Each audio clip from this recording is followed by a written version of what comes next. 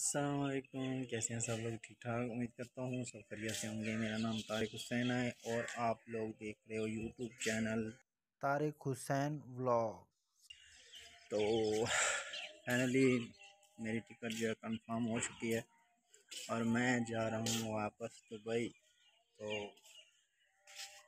सबसे पहले मेरे चैनल को सब्सक्राइब कर लीजिए और बेल आइकन को भी प्रेस कर दीजिए ताकि मेरी आने वाली तमाम वीडियो आप लोगों तक बआसानी पहुँच सके।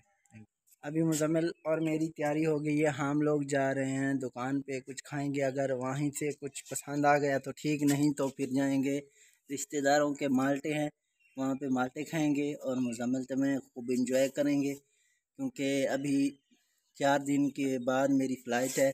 मैं वापस दुबई जा रहा हूँ।